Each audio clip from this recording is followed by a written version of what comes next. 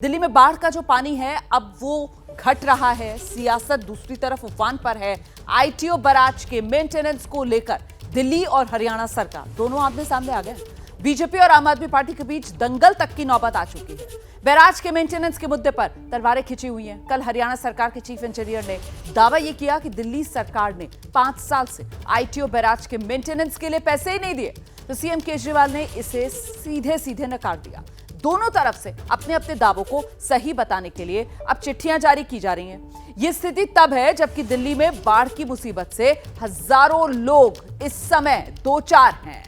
हम सीधे आपको लेकर चलते हैं। तमाम हमारे सहयोगी हमारे साथ लगातार बने हुए हैं। कुल मिलाकर ये आईटीओ बैराज जिसके गेट खुल नहीं पा रहे, लगातार मशक्कत जारी है। सेना तक की मदद ली जा रही है। अभी तक जो 5 बंद गेट थे उसमें से सिर्फ 2 ही खोले जा सके हैं। 3 को खोलने की अभी भी चुनौती बनी हुई है। और इस सब के बीच विरेश, ये बीजेपी और आम आदमी पार्टी हरियाणा वर्सेस दिल्ली आर पार जारी।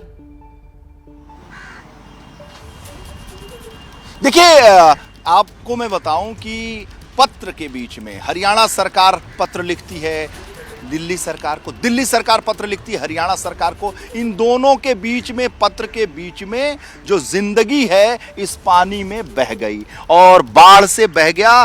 कहीं आपको बताऊं कि कई अरब रुपए का नुकसान हो गया।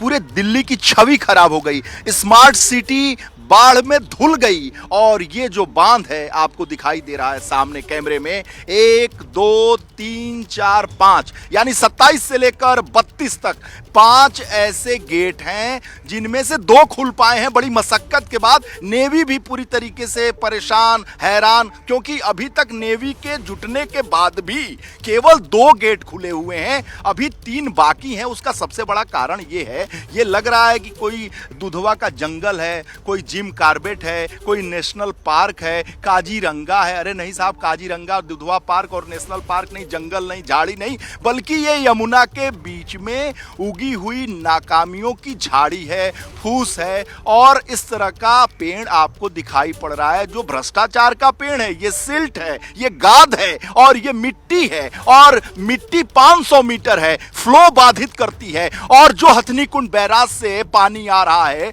वो सारा शहर में इसी वजह से घुस रहा है। लेकिन दिल्ली, देश की राजधानी में, चिट्ठी लिखने के बाद हरियाणा की सरकार की तरफ से, जो ब्रिज के जो अधिकारी हैं उनकी तरफ से पत्र लिखने के बाद भी डीडीए, दिल्ली डेवलपमेंट अथॉरिटी की जो ये बड़ी अट्टालिका दिख रही है कैमरे में, उसने 2014 से इस झाड़ झंकाड़ और जंगल को, नर्सरी को हटाने की कोशिश तक नहीं की। दिल्ली देश की राजधानी और ये आईटीओ बहुत ही पास है। मेरे साथ विरेश में लौटूंगी आपके पास। सही कह रहे हैं आप, ये तस्वीर अपने आप में बहुत कुछ बयां कर रही है। जल्दी से दीपक रावत का रुख करते हैं। दीपक, कुल मिलाकर लेकिन ये जो चिट्ठियों का खेल शुरू हुआ है ना दिल्ली सरकार हरियाणा सरकार के बीच, अपनी जिम्मेदारी, अपनी जवाबदेही से पल्ला झाड़ने की कवायद ज्यादा नजर आती है यहाँ पर। दीपक,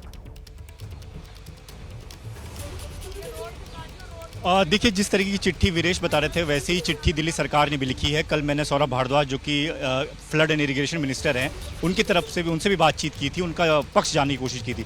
2015, 2017, 2021 और 2022 ये वो साल हैं जब दिल्ली सरकार ने हरियाणा सरकार के साथ, प्रशासन के साथ बैठकें की हैं, चिट्ठियां लिखी हैं। उस चिट्ठी की जो प्रतियां हैं वो भी हमारे पास पहुंच चुकी हैं। उसमें सीधे तौर पर ये मेंशन किया गया है हरियाणा सरकार से कि पिछले काफ़ी लंबे समय से जो आईटीओ का बैराज है वो बंद पड़ा हुआ है, उसकी मेंटेनेंस ठीक से नहीं हो रही है। 5 गेट जो बंद हैं उसका भी उसमें जिक्र किया गया है 2015 में। अब 2015 से दिल्ली सरकार ये कह रही है कि आप जब इसका रिपेयरमेंट, इसका मेंटेनेंस नहीं कर पा रहे हैं तो ये जो आईटीओ बैराज है ये हमें दे दीजिए, हम इसका काम कर लेंगे। दूसरा पक्ष, जब मैंने उनसे सवाल पूछा कि जो कंपनी की बात की जा रही है आईपीसीएल, उस कंपनी का जो दिल्ली सरकार के अंडर में आती है उसका पैसा क्यों नहीं दिया गया मेंटेनेंस के लिए, ये सरकार, ये चीफ इंजीनियर सवाल उठा रहे। तो इस पर सौरभ भारद्वाज ने जवाब देते हुए कहा कि वो कंपनी पिछले कई साल से बंद हो चुकी है, उसका कामकाज बंद हो चुका है। ऐसे में उस कंपनी को भुगतान करने की कोई जरूरत नहीं थी।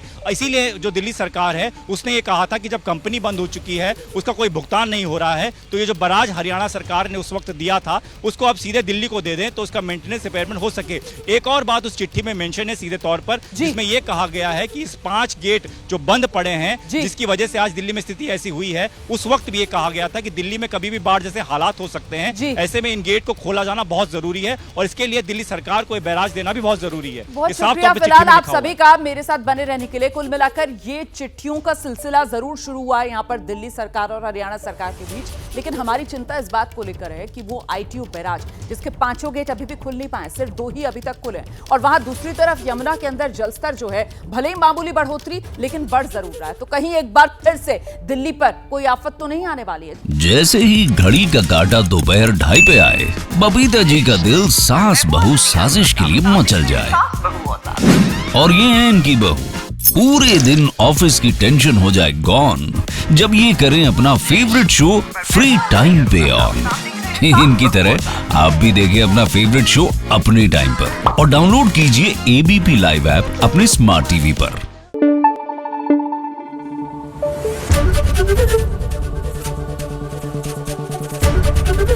एबीपी न्यूज आपको रखे आगे।